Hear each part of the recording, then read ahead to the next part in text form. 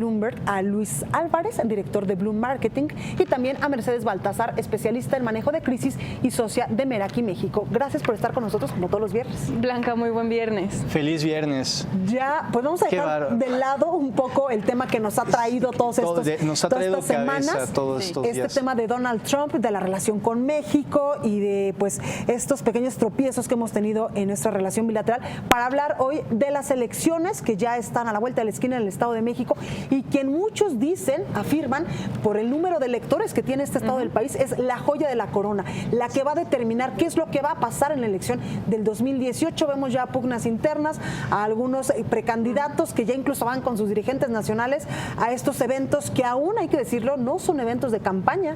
Así o al menos eso es lo que nos dicen. Técnicamente no es campaña, y en efecto el Estado de México puede complicarle la situación a cualquiera de los tres partidos. Vaya, si el PRI llegara a perder la elección en el Estado de México, sería una cosa terrible en términos de crisis política, y lo mismo para el caso del PRD y el PAN en nivel de cuánto volumen o por cuánto pueden perder la elección. Estaba escuchando justo esta mañana que es una elección que se puede decidir únicamente con el 25% de los votos, entre abstencionismo y división. Se estaba esperando una alianza que ninguno de los partidos parece que va a dar su brazo a torcer, ni siquiera los partidos naturales, que serían el PT y el PRD. Ya cuando el PT dice no me quiero juntar con nadie y yo creo que mi candidato puede ser... Es que está pasando algo muy interesante en el Estado de México, ¿no? Y por interesante no necesariamente quiere decir bueno para los partidos. Claro, Luis. Bueno, el Estado de México siempre ha sido el estado donde más atención se le pone. ¿Por qué? Porque es la elección más grande antes de la elección federal. Aquí es donde las campañas prueban candidatos, prueban estrategias, prueban mensajes. ¿Y por qué es tan importante el Estado de México en este año? Primera, porque de ahí viene Enrique Peña Nieto. O sea, de ahí salió. El Estado de México es suyo. Además, impuso a su primo, Alfredo del Mazo. Hay que recordar que son parientes, son primos. Y él va como candidato del PRI. En el caso del PAN, el PAN históricamente siempre ha hecho tontería tras tontería en el Estado de México.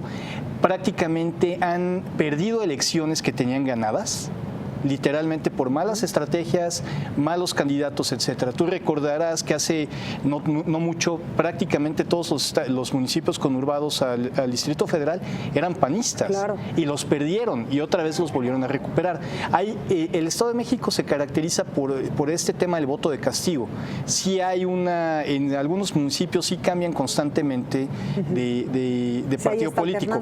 Pero, y ahí viene lo interesante, el PRD, que en su momento llegó a ser la segunda fuerza política del Estado de México, ahora pasa a ser la cuarta fuerza política. El PRD en estos momentos no tiene candidato, no tiene organización, y prácticamente todos los perreristas están brincando a Morena. Y aquí es lo más interesante. Para López Obrador, ganar el Estado de México con su candidata, con Delfina, sería un triunfo descomunal, porque ya sería prácticamente, para ellos sería un impulso muy importante. Sería el Estado con la mayor cantidad de habitantes en México.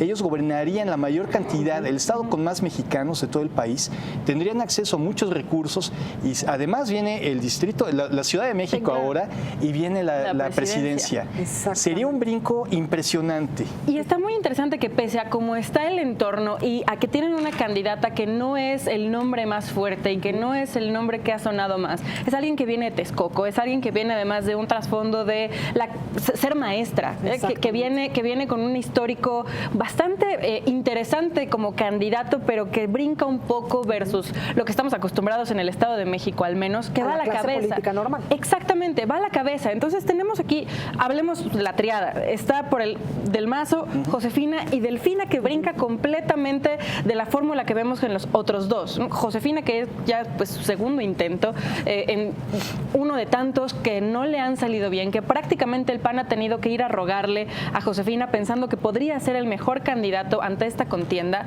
y del Mazo, que representa pues el grupo Atlacomulco, es el grupo del que el Estado de México ya está cansado porque ha sido rebasado en términos de situaciones de seguridad, términos de situaciones de corrupción. Sigue saliendo el tema de que hospitales no tienen con qué pues hacer lo más básico, que la gente tiene que llegar con sus medicamentos, todas las promesas de campaña de Erubiel se están tambaleando. Y tienes a Delfina que sigue avanzando en esta precampaña que no es campaña, que es como un tema de sensibilización hacia Morena y que está sirviendo además como un gran reflector para Andrés Manuel. Justo eso les iba a preguntar. Ayer tuvimos la oportunidad de andar pues en estos eventos con Andrés Manuel López Obrador y con Delfina y pudimos constatar que realmente quien atrae a la gente, a los electores, a los militantes, es Andrés Manuel López Obrador, que está posicionando pues a su candidata Delfina, que como tú bien lo comentas, al principio no se veía mucho futuro para esta candidata, para esta precandidata. Hoy ya va en tercer lugar en las encuestas. En primer lugar está Alfredo del Mazo, Josefina Vázquez Mota, y Delfina se está colando, como lo que pasó con Cuitláhuac en Veracruz. Esto es algo muy interesante, porque Delfina definitivamente no es una candidata reconocida. La gente no la conoce, no es una política tradicional, como bien menciona Mercedes. Pero ahí el voto sería para Andrés Manuel López Obrador. Sería totalmente para Andrés Manuel López Obrador.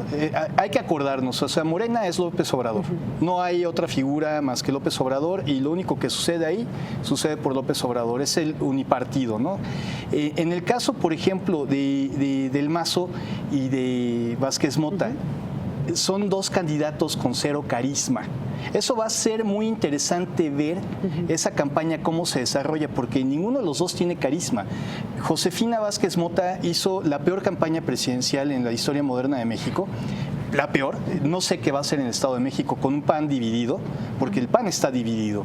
El Estado de México siempre ha sido, el PAN parece más de Oaxaca, por lo enredado, parece queso oaxaqueño, en lugar de ser un partido que jale junto. Incluso esa es una de las cosas que Josefina Vázquez Mota ponía sobre la mesa para ser la candidata. Claro. Quiero ser la candidata de unidad, quiero el respaldo de todo mi partido, porque pues en el 2012 ni siquiera el propio presidente de México, en ese momento Felipe Calderón, respaldaba su campaña. Claro, y está muy interesante cómo se están moviendo los caballos, porque al final todos van con su caballerango. Claro. Una cosa muy peculiar de estas pre-campañas, por llamarlas de alguna forma, es que todos van con sus presidentes de partido. Así es. Tanto PRI como Morena, como PAN, y bueno, el PRD está un poco perdido en el espacio, que no sabía bien hacia dónde. Todavía no saben cómo llegar a Cuautitlán. Todos van en periférico, la verdad. Están por ahí por Toreo. Todos están buscando esta parte de respaldo. De Delfina también ha llamado mucho la atención esta parte como de frescura, hasta cierto punto, que viene de... Hasta la forma de hablar es diferente a la del político normal. Aquí, por eso insisto, aquí va a ser una elección muy interesante. ¿Por qué? Porque va a salir el aparato priista que conocemos, tradicional de la Tlacomulco, de la imagen, y no se le mueve un pelo al señor candidato y su discurso es hueco y es vacío, ¿no? Y además van a empezar a salir problemas en esa campaña. En el caso del PAN, bueno, o sea, también es gris, es completamente gris. Ahí es Anaya. O sea, por un lado tenemos a Peña Nieto apoyando a su gallo, que es su primo. Por el otro lado tenemos a Anaya apoyando a su gallina, que es Vázquez Mota, que la verdad a mí me da o sea, el reconocimiento del nombre tal vez es bueno, pero hay que ver cómo se ejecuta esa campaña. Yo tengo muchas dudas. ¿Crees que sea diferente a la campaña del 2012? Eso es lo que quiero ver. Tendría que ser forzosamente, porque híjole, pero si no han aprendido nada. Exacto, recordemos las estrategias del PAN en el Estado de México. Yo no puedo dejar de pensar en esta del candidato, ya no recuerdo el nombre del candidato panista cuando Peña Nieto estaba contendiendo, pero que el eslogan del PAN era: yo no soy guapo pero sé gobernar, que fue una de las campañas más criticadas porque no tenía sustancia, porque estaba hablando del otro candidato y porque reflejaba la absoluta debilidad del partido y cómo se sentían incluso intimidados por el otro candidato. Yo creo que esta vez vamos a ver una campaña bastante sucia, y sucia en el sentido de que van a estar buscándole los trapitos a todo el mundo. En el caso de Delfina, pues lo estamos viendo ahora, pensando que si tenía alguna relación o no con Abarca, le van a buscar todo lo que le puedan buscar de Texcoco, y yo creo que el Morena está preparado para eso también. Yo creo que para Morena eso termina siendo parte del dulce del discurso, el decir, están actuando como siempre. Claro. Y sí va a ser muy interesante. O sea, realmente yo creo que este es el calentamiento para la elección nacional. Sí, esto es el calentamiento para la presidencial. Aquí vamos a ver equipos de campaña probando mensajes, probando estrategias, ya pensando a nivel nacional. Y eso es como el laboratorio. Siempre ha sido el laboratorio. Andrés Manuel López Obrador, de lo que va a pasar en el 2018. Pero ahora el riesgo que tiene el PRI de perder el Estado de México de forma definitiva. Esta vez es real. Es real, es muy real. O sea, incluso gente dentro. Lo ha gobernado toda la vida. Gente gente dentro del equipo del Mazo está muy preocupada porque sabe que el PRI está muy dañado. ¿Quién podría quitarle la gubernatura? ¿El PAN? ¿Delfina? No, aquí yo creo que Delfina, puede dar la sorpresa. Puede dar la sorpresa. Y ver cómo se siguen moviendo a lo largo de la campaña para ver quién logra las alianzas. Así es. Porque vuelvo al 25%. Estamos hablando del 25% de uno de los estados más poblados. Es nada. O sea, es nada representativamente hablando en función de quién va a elegir al gobernador. Entonces, quien logre la mejor alianza va a tener muchas mayores oportunidades, ¿no? Tendrían que dejar atrás el ego, tendrían que dejar atrás el tema de la negociación con quién se van a aliar o no, para poder tener un voto mucho más duro. Porque si bien el PRI tiene una crisis al interior y una crisis dentro del Estado de México, el voto duro sigue existiendo. Y sigue existiendo en varios municipios que no van a cambiar. Que para eso el PRI es muy bueno. Es muy bueno, pero también acuérdate que el PRD y Morena también es muy bueno en eso. Sí. Estás hablando de que Nezahualcóyotl, por ejemplo, es un municipio muy poblado, es perredista. Ecatepec, yo siento que va a saltar también por López Obrador o por Morena. Va a ser una campaña muy interesante, muy intensa. Concuerdo, va a ser muy sucia. Nos vamos a enterar de cosas que no queremos enterarnos. Honestamente, desde ahorita podemos ir advirtiendo a la gente que va a llegar un momento que van a querer apagar su teléfono de todo lo que va a salir de ahí. Ya, perfecto. Mercedes, Luis, gracias por estar esta noche con nosotros y ayudarnos a entender qué es lo que va a pasar y está pasando ya desde ese momento en el Estado de México, y evidentemente este tema nos va a dar mucho de qué hablar en los próximos meses hasta el próximo 4 de junio, que son las elecciones. Exactamente. Y yo creo que hasta después. Sí, de entrada de aquí al 5 de marzo y ver qué viene hacia las que siguen. Ya Andrés está posicionando tan bien que ya va a salir en Los Simpson como el nuevo presidente de México. Bueno, entonces, es rumor. Según esto es rumor. Hay que revisar pero hay que ver si sale López Obrador ya como presidente en Los Simpson.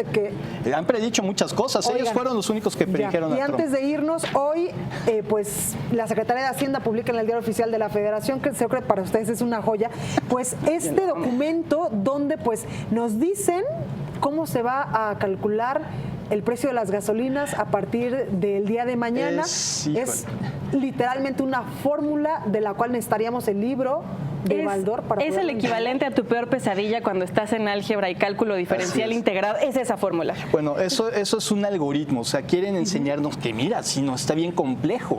Claro, ya viste todos los elementos que tenemos que tomar en consideración. Ya después sacaron un comunicado de prensa bastante explicado. Legible. Exactamente. Pero en un primer momento, cuando tú ves esto en el Diario Oficial de la Federación, yo no me imagino a ninguno de nosotros en alguna estación de gasolina diciendo... Sacando la calculadora científica, yo creo que ahorita los de Casio han de estar felices.